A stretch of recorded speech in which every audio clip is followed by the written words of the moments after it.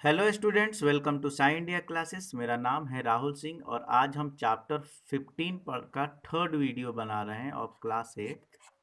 ठीक है। ये अब हमको पढ़ना है इसमें कि अर्थक्वेक क्या होता है, मतलब कि भूकंप क्या होता है। ठीक है। आपने हमेशा अक्सर टीवी में देखा होगा कि टीवी में देता है कि आज भूकंप आया था, इसका सेंटर भोपाल था। ठीक है। भूकंप आया है, इसका सेंटर जम्मू एंड कश्मीर है। ठीक है। तो वो क्या होता है भूकंप, अर्थक्वेक क्या होता है, तो आप समझते हैं कि उसमें क्या होता है, धरती हिलने लगती है। ठीक है। तो व्हाट इज अर्थक्वेक? तो an earthquake is a sudden shaking और trembling of earth lasting for very short time, मतलब बहुत कम समय के लिए आता है। ठीक है। ऐसा नहीं कि 2 दिन तक एकदम अर्थ हिलते गई। ठीक है। बहुत एकदम कम समय के लिए, 1-2 मिनट के लिए आता है, 30 सेकेंड के लिए, 10-20 सेकेंड के लिए आता है। It is called by the disturbance deep inside the earth crust. मतलब ये क्यों होता है? तो जब अर्थ के अंदर जब कोई डिस्टर्बेंस होती है तो उसमें अर्थक्वेक आता है। अब अर्थ के अंदर की स्ट्रक्चर थोड़ा सा हम पढ़ने की कोशिश करते हैं, आइए देखते हैं। तो सबसे पहले आपको ये चीज़ समझना है कि जो हमारा अर्थ होता है, ठीक है, जो हमारा अर्थ होता है it is like a sphere. Earth कैसा होता है? स्फेयर में। और इसकी जो रेडियस होती है, इसकी जो रेडियस होती है, ये रेडियस होती है 6400 kilometre. What is radius of अर्थ?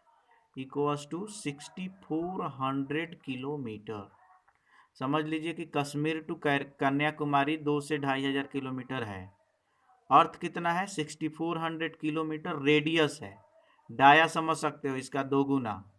ठीक है। मतलब कि 12800 किलोमीटर में अगर इतना किलोमीटर का आप होल करोगे यहाँ से, तो आप इस छोर पे निकलोगे।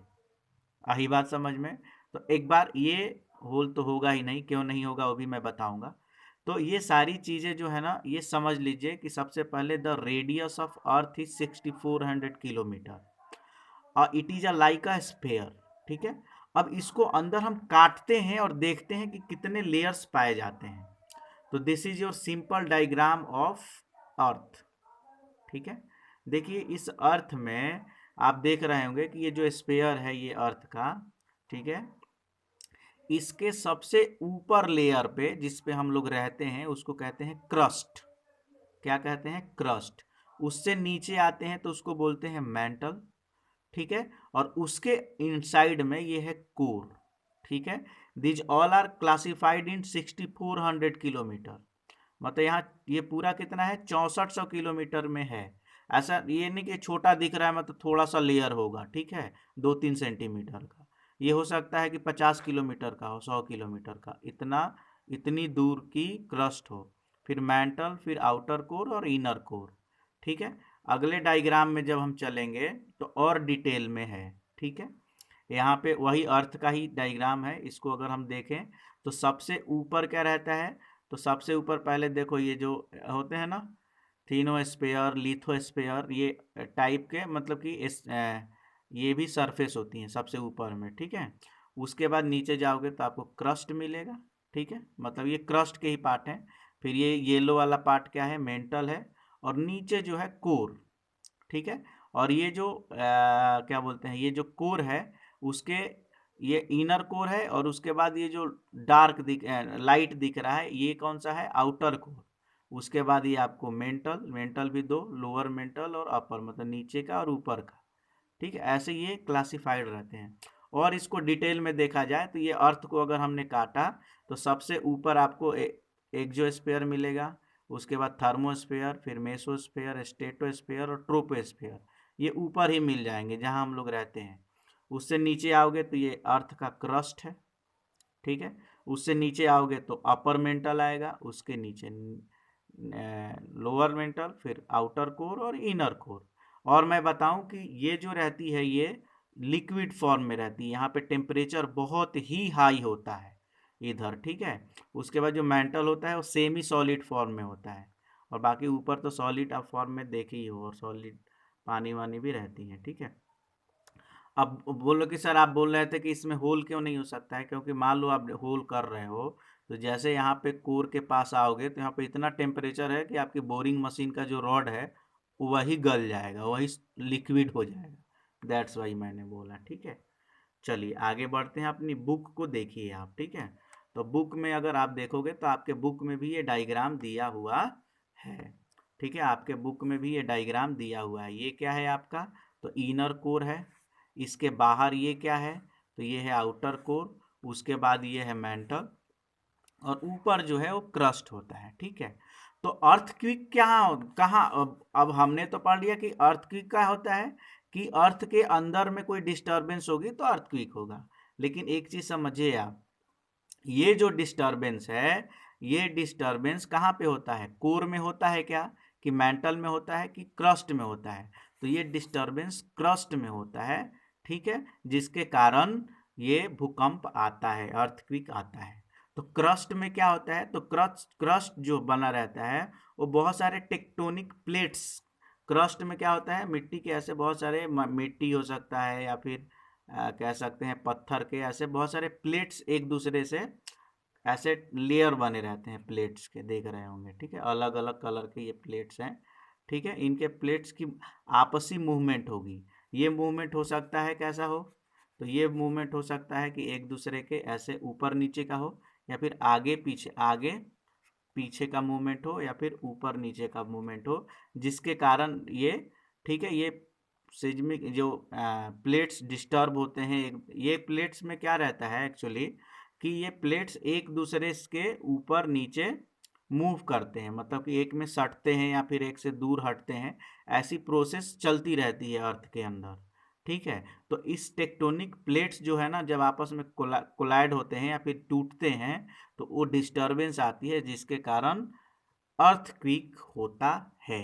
I hope you understand. इस लाइन को जब आप पढ़ोगे तो आपको बड़ा अच्छे से समझ में आएगा। Since earthquakes are caused by movement of plates, हमने समझ में आया कि जो अर्थ के क्रस्ट में जो ये प्लेट्स होते हैं, टेक्टोनिक प्लेट्स, ठीक है, इनमें मूवमेंट होती है, जिसके कारण इनकी बाउंड्रीज होते हैं ना, प्लेट्स आर वीक जोन, इनकी बाउंड्री होती है, वीक जोन्स होती हैं, और जहाँ पे ये अर्थक्वेक अकर होता है। The weak zones are also called seismic और फॉल्ट जोन्स, ठीक है। अब हर, जैसे इंडिया है, तो इंडिया में कुछ फॉल्ट जोन्स हैं, मतलब वीक जोन्स, सिज्मिक जोन्स हैं, जहाँ पे ज़्यादा सेंटर होता है, मतलब जहाँ पे ज़्यादा अर्थक्वेक होती है। जैसे ये कश्मीर हो गया, वेस्टर्न एंड सेंट्रल हिमालय हो गया, ठीक है, होल नॉर्थ ईस्ट हो गया, रन ऑफ कुछ हो गया, राजस्थान हो गया, इंडो गैंजेटिक प्लेन हो गया, ये सारे, ठीक है। और सम साउथ इंडिया के भी ऐसे जो हैं, जो कि डेंजर जोन में है। इसमें दिखाया गया है कि कौन कौन सा डेंजर जोन में है। ये सब जो दिखाया गया ना, हिमालय का ऊपर वाला, ये सारे डेंजर जोन है। यहाँ पे प्लेट्स जो है ना कमजोर हैं, ठीक है, और इसको फॉल्ट जोन कहता है, यहीं पे ज़्यादा अर्थक्वेक होता है। I hope you understand. Earthquake जो होता है उसको पहले इसको समझ लें और अच्छे से, ठीक है।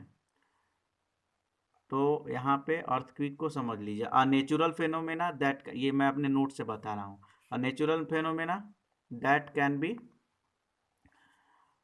Predicted, can not be predicted is earthquake. Earthquake को कोई पहले नहीं बता सकता है, जैसे पहले अनुमान लगा के बता सकते हैं ना कि बारिश होगी, लेकिन कोई ये नहीं बता सकता है कि भूकंप आएगा। ये जमीन के अंदर है, ये पूर्वानुमान लगा के नहीं बता सकता है कोई। The earth consist of three major layers, crust, mantle और core. The core is further divided into inner core and outer core, ठीक है। The mantle consist of semi solid material, mantle में कैसा रहता है, सेमी सॉलिड मटेरियल रहते हैं, ठीक है, जो कि क्रस्ट के ऊपर फ्लोट करते हैं, ठीक है। The crust consist of oceans and continent, ठीक है, मतलब कि जो ओशियंस हैं और मिट्टी है ऊपर रहता है, ठीक है।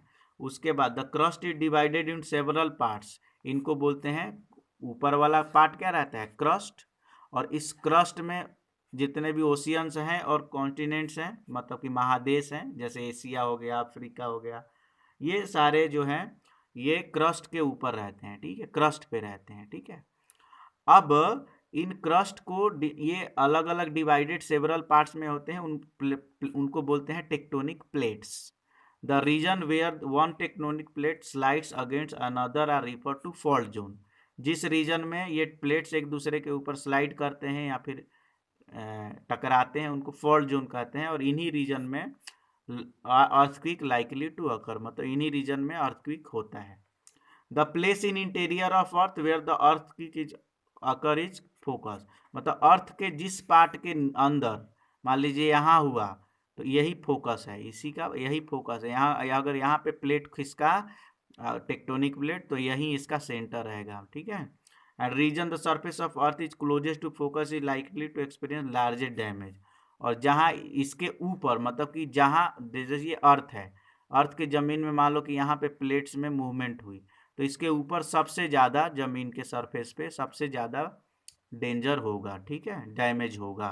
This region is epicentre of the earthquake, इसी को कहते हैं ये ईपी सेंटर। नहीं कहते हैं भोपाल में सेंटर था, मतलब भोपाल के नीचे की ज़मीन में के टेक्टोनिक प्लेट्स खिसके हैं। जबलपुर में सेंटर था, मतलब जबलपुर के नीचे की जो प्लेट्स हैं टेक्टोनिक प्लेट्स, उनमें कोई आपस में मूवमेंट हुआ है जिसके कारण हुआ है।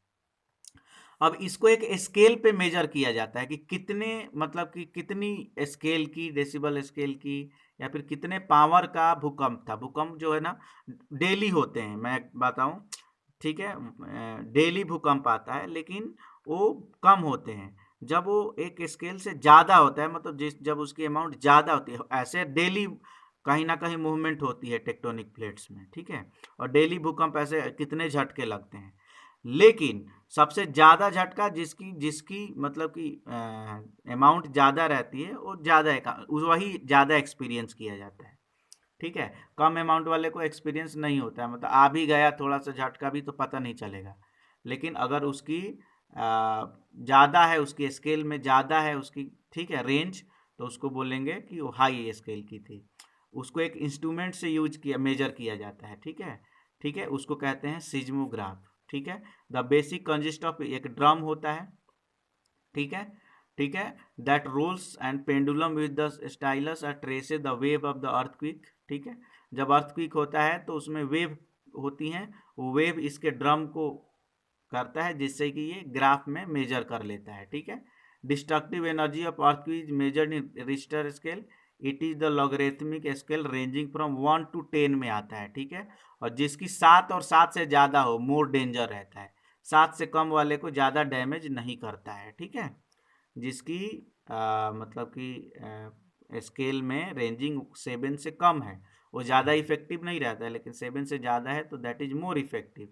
प्रोटेक्टिव मेजर ऑफ अर्थक्वेक, जब अर्थक्वेक आए तो क्या करो, अगर घर में हो तो take shelter under table, table के नीचे शेल्टर लीजिए। Shaking stops, stay away from tall and heavy objects, जो आप पे गिर सकता है, ठीक है। अगर बेड पे हो तो नॉट गेट अप, उठिए मत। Protect your head with pillow, ठीक है, तकिया से बचा लीजिए। अगर आप आउटडोर में हैं तो क्लियर स्पॉट देखिए, बिल्डिंग से दूर जाइए, ट्रीज से और पावर लाइन से दूर हटिए, ठीक है। ऐसी सी छोटी छोटी चीज़ें हैं। अब थोड़ा सा मैं आपको बुक का डायग्राम दिखा दूं, जो कि ये स्केल का ये रहता है। देखो, जब भी यहाँ पे मान लो कि भूकंप आया, इसका फोकस हुआ, ठीक है, जब फोकस हुआ तो ये एक्चुअली आपको दिख नहीं रही होगी, ये अब दिख रही है, ठीक है। यहाँ पे अपन फोकस करते हैं इसको, ठीक है। यहाँ पे जैसे ये फोकस आया इसका, तो इसके ऊपर जो है ना, इसके ऊपर जो है ये देख रहे होंगे आप कि ये फोकस हो गया, ठीक है। इसी के ऊपर जस्ट एबव, मतलब कि अगर यहाँ पे टेक्टोनिक प्लेट्स खिसके तो इसको हम बोलते हैं फोकस, और इसके जस्ट जमीन का जो ऊपरी पोर्शन है उसको बोलते हैं ईपी सेंटर, ठीक है। अब यहाँ पे जैसे ही होगा तो ऐसे ऐसे वेव बन रहे हैं, ये देख रहे हैं ना वेव। ये वेव क्या करते हैं, ये वेव जो है ना, अब देखिए यहाँ पे ये जो वेव है, ये डिस्टरबेंस जो है इस ड्रम से टकराता है, ये ड्रम से टकराता है जब ये वेव, तो यहाँ पे एक ग्राफ बनता है इस पे, ये सब है, सपोर्ट है, ये मैग्नेट है, स्ट्रिंग है, पेंडुलम बॉब है। तो ये जब ड्रम ऐसे हिलेगा ना तो ये ग्राफ ऐसे ऐसे देखो हिल रहा है, ठीक है, इस पे ग्राफ बन रहा है। और जब ये ग्राफ 7 से ज़्यादा जाएगा ना तो वो मेजर कर देता है कि कितना डेसिबल स्केल स्केल का, रिचर स्केल का ये था। तो ये एक सेismograph सिंपल डिवाइस होती है जो कि अर्थक्वेक को मेजर करती है, ठीक है। सिंपल सी बात है, ज़्यादा इसमें टफ नहीं है। यहाँ पे क्वेश्चन आंसर के देखिए क्वेश्चन आंसर भी दिए गए हैं। Which of the following can not be charge in friction, जो फ्रिक्शन से नहीं, तो कॉपर रॉड को नहीं कर सकते हो। यहाँ पे मैं क्वेश्चन आंसर भी दिखा दे रहा हूँ जो कि दिया हुआ है। अगर आपके पास नहीं है तो इसमें से क्वेश्चन आंसर आप वीडियो को पॉज करके देख लीजिएगा, आपको समझ में आएगा। ठीक है, और कोई भी डाउट होगा तो आप पूछिएगा। ठीक है, ये आपका लास्ट क्वेश्चन आंसर 12 वाला है। Thank you so much, have a nice day, God bless you.